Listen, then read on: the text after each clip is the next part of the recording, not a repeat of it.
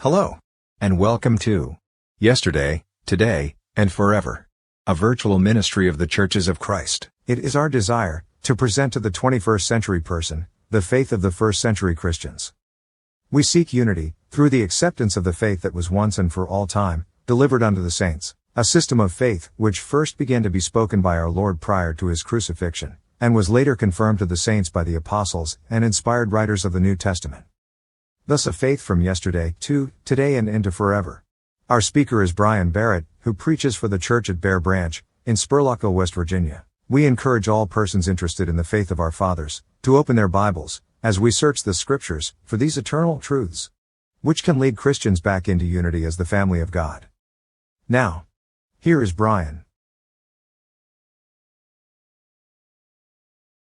If you'd like, open your Bibles to the book of Revelation, chapter 6. We'll be looking at that in our study today.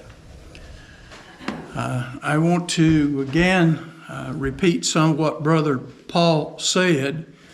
If you missed the lessons this week, either whether you watched them online or there in person, if you missed those lessons, you missed a lot. I've been in the church for over 50 years, and I have sat at the feet of many great men who were preachers in the Lord's church, both in this area and from across the nation.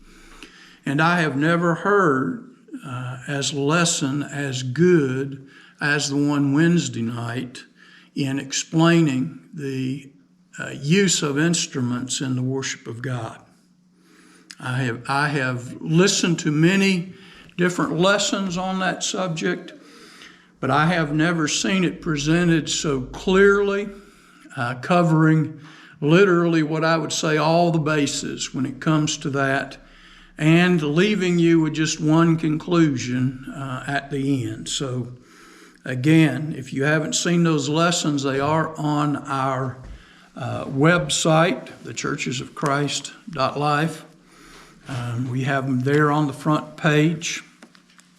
Just click the link to the different lessons. And if you really appreciated Brother Dan's work, there is also a link on there that you can go to his church YouTube site and see even more lessons from him.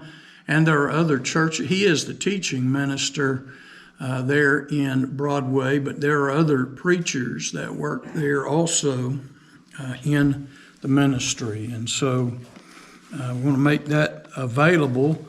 I don't have a specific count, but beyond those who were there literally to hear the lessons this week, we are approaching somewhere around 500 people have downloaded and watched the different video lessons. And so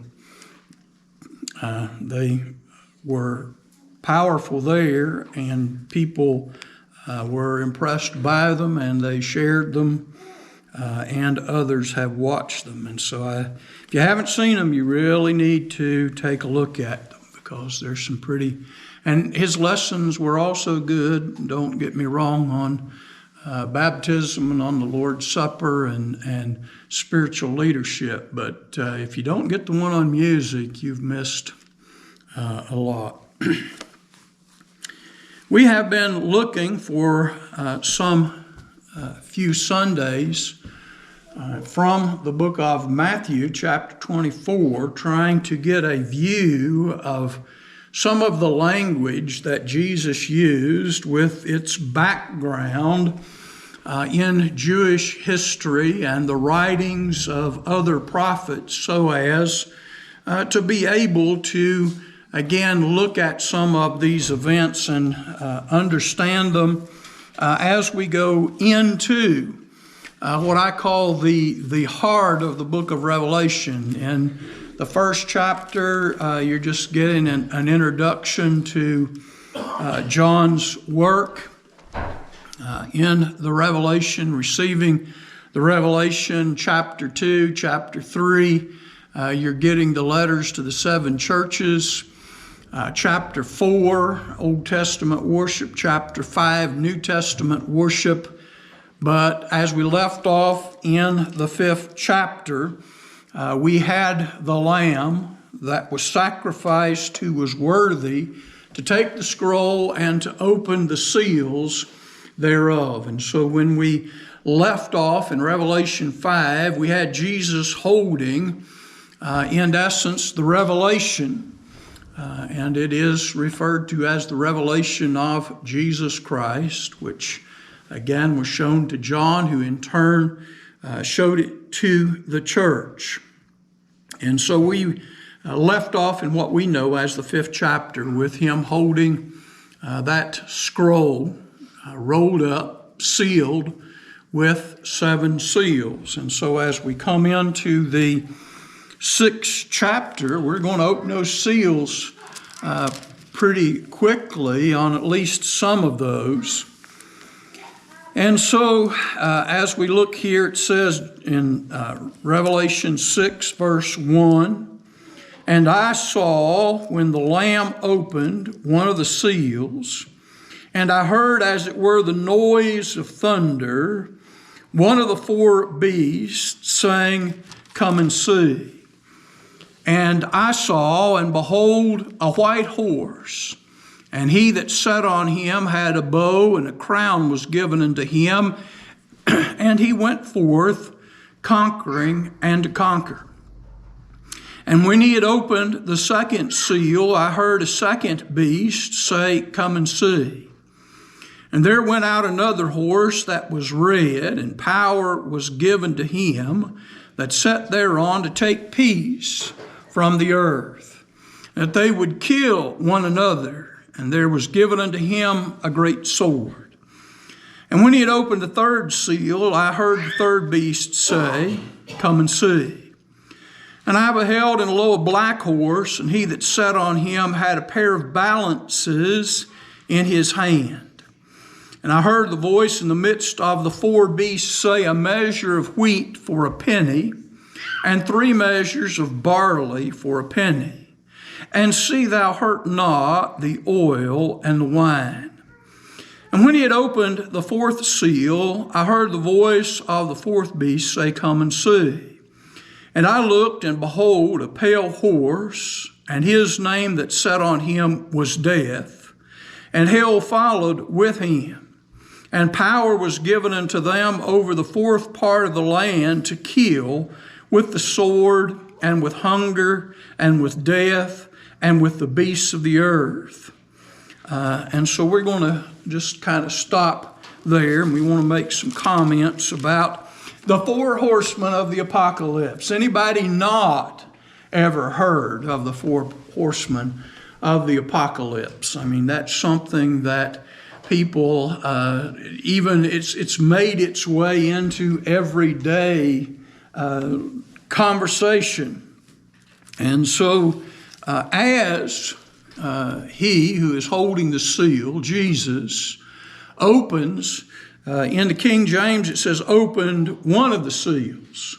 Now we know that to be the first seal that he opened, but he opened one of the seals, which is the first one. But it's interesting that King James, or in the language, it just says that he opened one of the seals. But as soon as the seal was broken, John said, I heard, now notice what he says, as it were, the noise of thunder, and one of the 4 beasts or living creatures. There's a little bit of, as we go through here, these what are called beasts around the throne should be called living creatures. These are generally in reference to the cherubim which were there around the throne of God. As we go on over into the Revelation, there will be various beasts that are in the visions, and we want to distinguish them from these living creatures, the cherubim, which were around the throne. But as that seal was broken, John hears as if it were thunder all around him. And again, that's something that we're all familiar with. And the living creature says to John, according to the King James, "Come and see." Now, in some other translations, the beast or the living creature just says, "Come." And so if you're looking at some of those translations, the question is he asking John to come and see, or is he asking the beast, the horse rider, to come, or calling him forth? But since, again, we're using the King James, we're going to hang there for a while. And John, as if John was the one who was called here to see the events that were going to take place. Now, when we hear thunder, we always know what? There's a storm coming. You know, it may not touch us. I mean, when we were coming up here this morning, I didn't hear thunder, but I saw the dark clouds. And again, we wonder if, a storm's coming. Well, if we see the dark clouds, and especially when we start hearing thunder, we say a storm's coming. And so as soon as that seal was broken, there was the sound of thunder, the sound of a storm, which is going to be brought upon the nation there of Israel. Now, it's going to be a pretty severe storm, and I don't want to jump too far ahead, but if you go to the end of the 6th chapter and look at verse 16 and 17 with me, these people said to the mountains and the rocks, "Fall on us and hide us from the face of him that sitteth on the throne and from the wrath of the Lamb. For the great day of his wrath is come, and who shall be able to stand?" When you're outside and there starts a bunch of thundering and lightning, what do? Open an umbrella? Hold your arm up? What do you usually do? You go indoors if you can. You go indoors, you start hiding. Our kittens, they like to just disappear. Where they go, I have no idea. They're just gone while the thunder and lightning and storm is there. And so we have this image at the end of the book that this terrible storm is so bad that people hide in the rocks and the caves and the mountains. They just want everything to just bury them over. They can't seem to find a place where they can escape this storm. We don't, most people around here don't have tornado shelters or storm shelters in their house, but some places in our country, if you don't have one, you're just not thinking straight. And again, you get into the earth, you go down deep. When these terrible storms come, you want to find a place of refuge. And so what we're seeing here in the 6th chapter is a terrible storm. There is a terrible storm that is about to take place. Now, going back to Revelation chapter 1, when he's talking about this point on, he says these things are shortly to come to pass. The time is at hand, the beginning part of that. And so here he is with the breaking of that seal, announcing the events, the storm that is about to take place. And so we want to take a little while to look at these 4 horsemen this morning. The first horse that we see is a white horse, and he that sat on him had a bow, and a crown was given unto him, and he went forth conquering and to conquer. This is the judgment. This is the beginning of the judgment that God is going to bring. This is the beginning of the storm that he had been prophesying of and speaking of as we studied in Matthew 24. Now, there's two animals that we think of a lot when we speak about war and turmoil. One of those is the horse, and the other is the donkey, or as the King James says, an ass. Now, when a king comes riding on a horse, what does that generally imply? I'm going to test your knowledge here.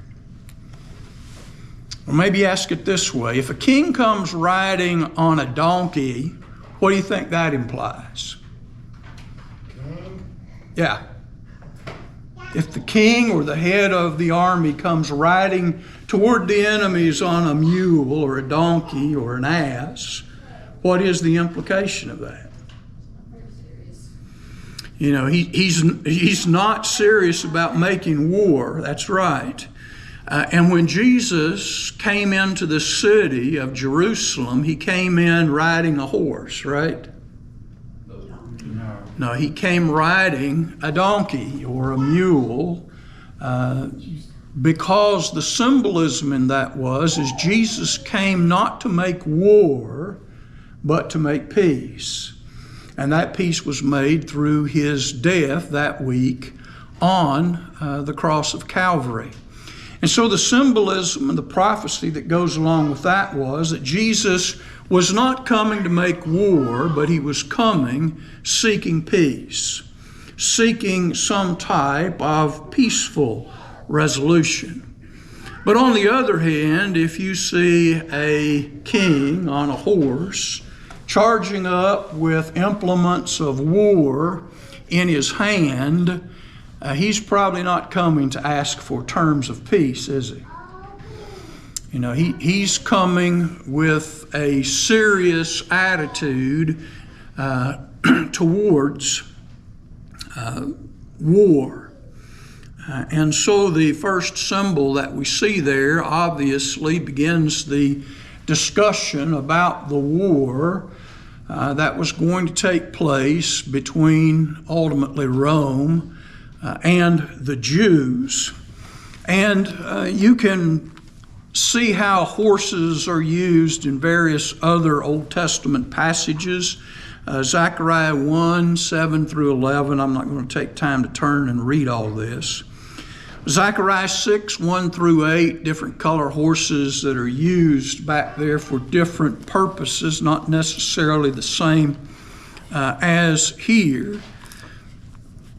There are some distinguishing things that we want to look at.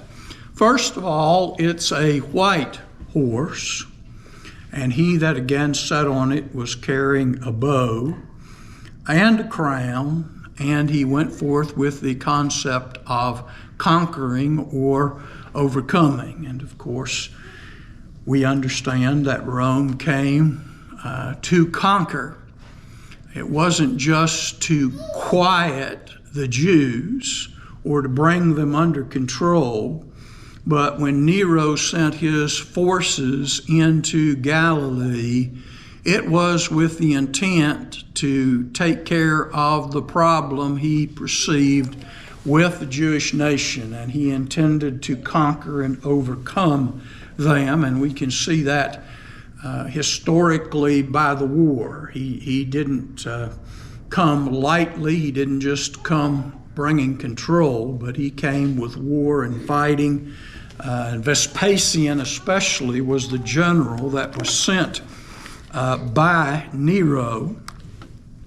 And so he's sitting on a white horse, and white generally symbolizes one of two or both things. One, it again has to do with purity. White is used as purity.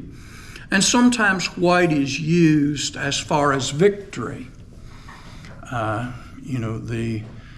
When the woman is looking for her knight in shining armor to come in and we riding upon a white knight, she's looking for the answer to all of her dreams. She's looking for that shiny knight on his white horse. And we even have brought that over into the idea of something which again implies that there is some success, there is some victory. And to go along with that, we notice that he's wearing a crown. Now, this is not a ruler's crown. This is not the diadem, which is a ruler's crown, but this is the Stephanos, which is the victor's crown. So this is an interesting picture as you start to look at it. We have this person who is going forth to conquer. That's his charge. He's going forth to conquer, and he has his bow, which is a symbol of oppression. It's used in the Old Testament as far as the Assyrians. It's used as far as the Babylonians, as far as bringing affliction. The bow is associated with affliction. And so this person riding upon the white horse with his bow coming forth to conquer is going to bring affliction. And we can see the types of affliction that's going to take place as we see the next seals opened. But generally, when you receive the victor's crown, when do you usually receive that? After. And if you're running a race in the Olympics, when do they give you the gold medal? After the race, and you have to do what? You got to win. So if the Olympic Committee came down and took a runner and put a gold medallion around his neck before the race even began, we would assume that they believe he's going to do what? Win. So this rider that's coming in on this white horse, bringing oppression, comes with the victor's crown. And so even before the battle is fought, the victory's already won. And this goes along with what we already understand in prophecy. When God says in prophecy that this is going to happen, when is it possible for it not to happen? And when God gave us all those prophecies of Jesus in the Old Testament, we have the more sure word of prophecy, Peter says. We have God's promise, and we see how that come to bear. So we have the more sure word of prophecy. Jesus prophesied, as we've looked at in Matthew 24, that in essence the Romans would come. They would take away the Jews' place and nation. They would bring them under control. They would be punished for the sins, going all the way back to righteous Abel. This is a strange statement that God makes, but it has to do with all of those in a symbolic way and a literal way.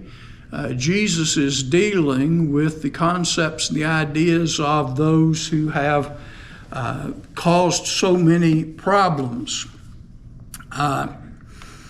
And so he comes with the victor's crown, and he comes with his bow. I'll just give you one verse, Hosea 2:18. And we have given you some of the Old Testament references that go along with this. If you don't have that, we can make it available again, but you can look at some of all of these.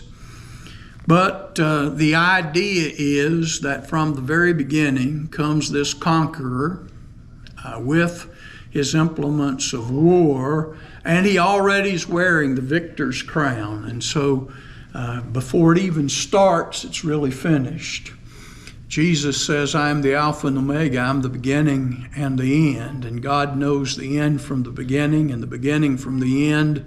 And so when he tells us something, we know that's going to be the case. So there's no reason to wait until after all this is done to give him the victor's crown. He comes wearing it because he is, in essence, an agent of God. And we see in Matthew 24 that the Romans were an agent that brought that affliction, that oppression, that punishment upon the nation, and that's what he prophesied. And so And if anybody had any questions, raise your hand or call out. Does anybody have any question about the white horse? I got a question about, long about the time King James and the older ones was read. And King and them old girl horse, they normally didn't call them a horse, they call them a steed. Yeah, That's trusty royalty steed. riding. Yeah. And again, the idea is it is a horse that is prepared, for battle. It's not a plow horse. They may have used some plow horses in battle to ride on various times, but you're looking, if you're somebody who's going to war and you're going to use a horse, you want one that's most certainly been around or knows or understands what battle is about. That's a good point there. Then we see the breaking of the second seal. These things take place rather quickly in the opening part of this, and as we see, one thing leads to another. Well, if somebody is coming to gain victory, and that victory is going to cause oppression and it's going to be battles and fighting, you can pretty much expect bloodshed, right? That's what we see. And so when he opened the second seal, I heard the second beast say, "Come and see." And there went out a horse, red, and power was given to him that sat thereon to take peace from the earth, and that they should kill one another. And there was given unto him a great sword. Now, again, when we think about in the scriptures, one of the things we normally think of is the sword of the Spirit is the Word of God. That's our offensive weapon. And that's based on the concept or the idea that people recognized, just as Paul said in Romans 13, about the government. He said they do not bear the sword in vain. Now, what did he mean by that? That they don't bear the sword in vain. If you challenge them, then they will pull that sword, and you may very well die, because they have power, they have authority. And if you challenge that power, that authority, Paul is reminding the church there at Rome, those Roman soldiers didn't carry that sword because it looked pretty on their uniform. Those Roman soldiers carried that broadsword because they intended to do business with it. And if you got in close combat with a Roman soldier with that broadsword, you're going to experience some serious hurt. And so the sword is not just a symbol. For the Christian, the sword becomes a symbol of the Word of God, because that's what we use to do battle with. That's the implements of our warfare. We have a spiritual warfare, and a sword given to us is the Word of God. But this is talking about the coming of the vengeance or the wrath of God upon the city of Jerusalem. And so we see in this that power was given to him to take peace from the earth. And so beginning with Vespasian's entering into the northern part of Galilee, bringing his forces down into that part to start with, again, peace began to be taken from the land. The people began to rally. They send forces from the south up towards the north, and we'll talk about some of this as we go along. These are just sort of a quick once-over of some of the things. But starting in northern Galilee till we come down finally to the city of Jerusalem, and again, Masada being one of the last holdouts, we're going to see that there is fighting and there is war. And the sad story of Masada is that they committed suicide, all of those who were there faced suicide rather than to face the Romans. And so it was a very cruel, it was a very difficult time. Peace was taken from the earth, and as we look at this, there was a lot of different things that take place during this time. If you read of the history, there is a battle between the Romans and those of Judea and Galilee, the Holy Land. But then in the middle of all of this, like happens many times, even the people in Jerusalem or in the Holy Land don't see eye to eye about how they should approach this. And so even they were divided amongst themselves, and Jews began to kill Jews. And so the Jews had infighting among themselves, as well as the greater battle that they had with the Romans. And so there just wasn't any peace to be had, really, once all of this happened, because again, enemies within, enemies without, as we see this coming. And so we have this victor coming to conquer. We know that. We know that he is going to be victorious because he already has the victor's crown. And he's going to take peace from the earth, or they will take peace from the earth and to kill one another. And as we come down to verse 5, it says, "And when he had opened the third seal, I heard the third beast," or the third living creature, "say, Come and see." Now remember, in these first four, we're hearing the living creature who's going to speak about that. And so these are different. The four cherubim, the living creatures, which are around the throne of God, each one of them in their own time, as these seals are opened, makes the statement, "Come and see." It's their turn. It's sort of as if they're also participating in this. And when he opened the third seal, I heard a third beast or living creature say, "Come and see." And I beheld, and lo, a black horse, and he that sat on him had a pair of balances, or that is scales, in his hand. Black is usually seen as depressing.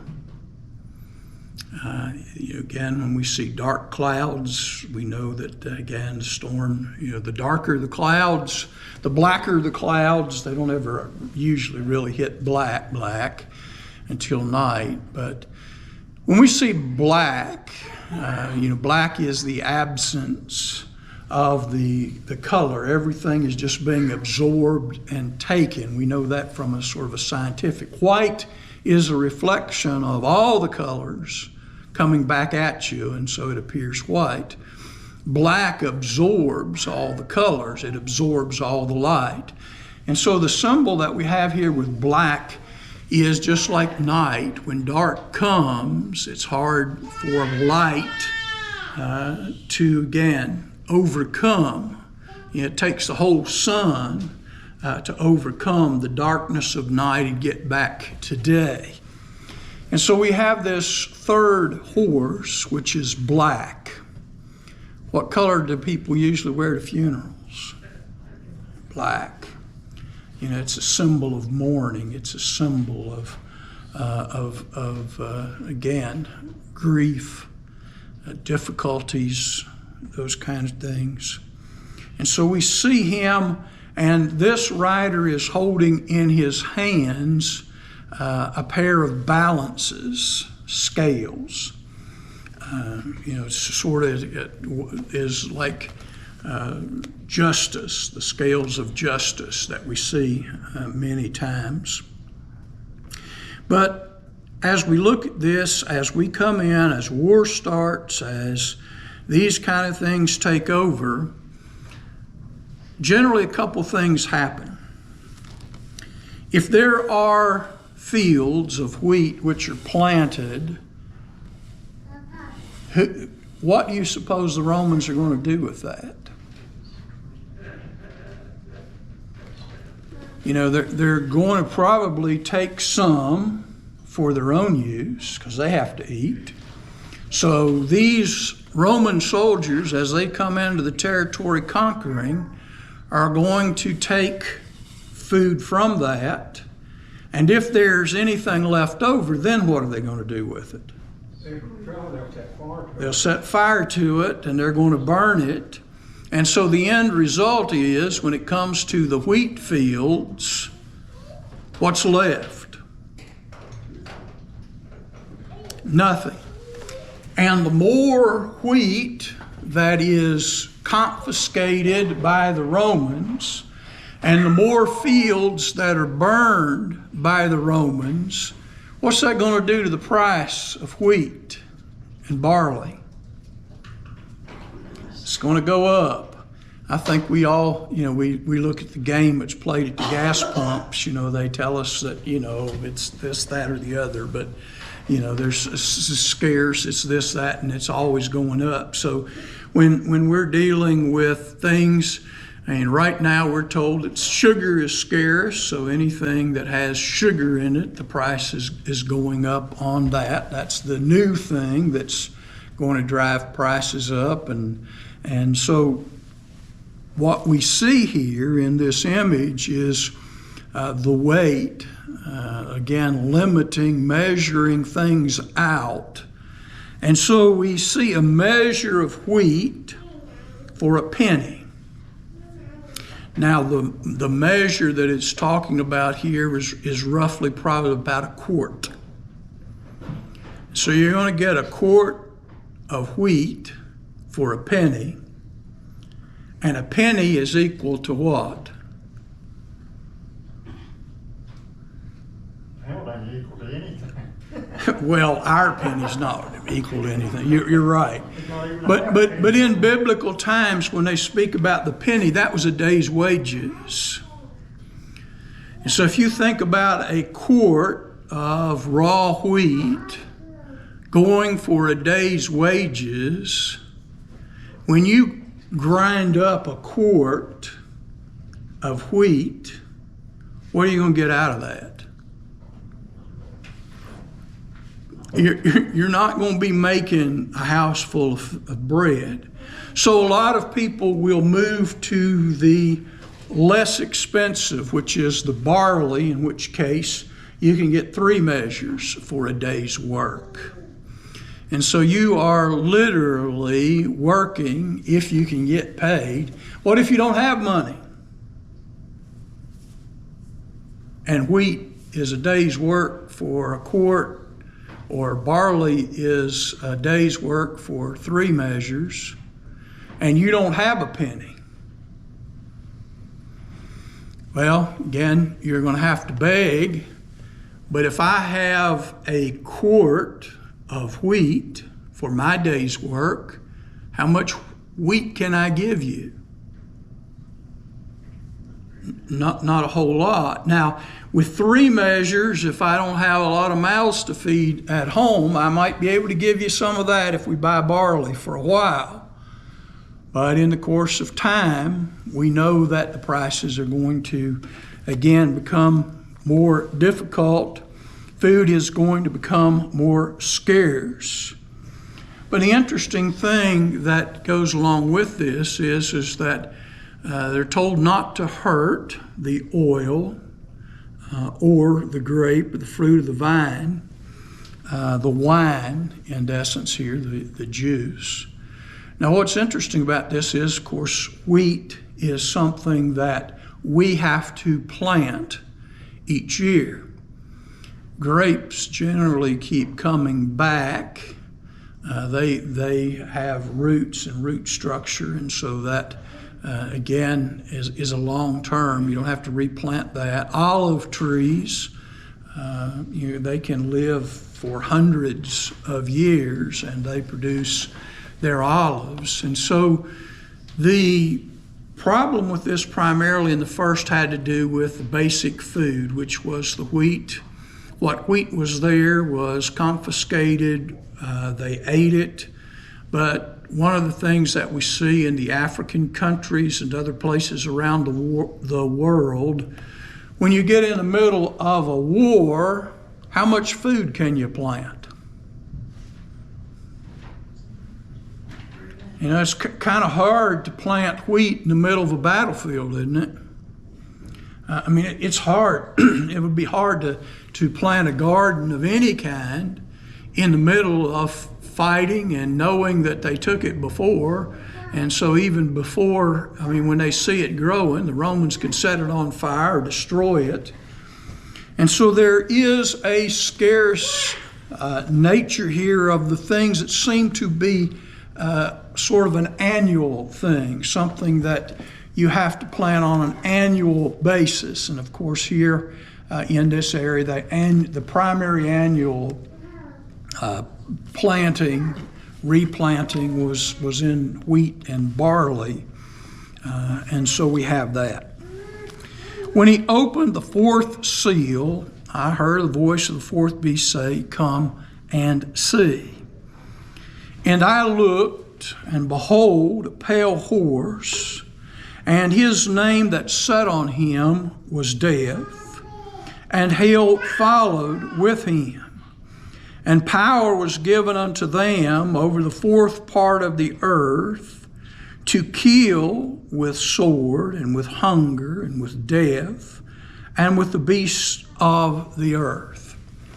And so we have the logical conclusion of what happens when the preceding things begin, when war begins and bloodshed and fighting. And of course, there are dead bodies that are lying on the field. The dead bodies have a tendency to contaminate some water supplies, streams, different things. So again, death, dying, bodies everywhere that have to be dealt with. And so the image that we have of the fourth horse is death, thanatos. It's a Greek word for death. And then hell follows behind him, or Hades, or the Hadean world, and that's the place where the dead are kept both in paradise and in torment. So it's logical that he who comes riding, who is death, what follows death is the grave. And by grave we don't just mean the dirt, but that abode of those who have been living in the land. And so we have this image which opens up dark. You know, God said, you know, it's going to be bad and you need to make plans. Jesus in Matthew 24 said, you know, you don't want to be there when these kind of things start. When you see these events begin to happen, you know, you need to be making plans. You need to be moving along. And so it was, and so it will be, and we're going to continue on in that. But as these things progress into the land, death, dying, all of that, and we see here in this particular statement when it comes to this rider, death, fourth part of the earth, or the fourth part of, you know, as we're looking at it as the land. And so it's easy to see in the middle of this that a quarter of the population is going to be sick and dying, killed. And so there is this part that comes with it. And the death, the killing here it lists would be with the sword, with hunger because of the lack of food, and with death in general because of the various sufferings. There'll be wounds that are putrefy, people will get gangrene. There will be various types of sicknesses because of dealing with the dead bodies, the rotting flesh. And when you have a lot of dead bodies, you also attract wild animals. And of course, once a wild animal gets a taste for human flesh, what happens?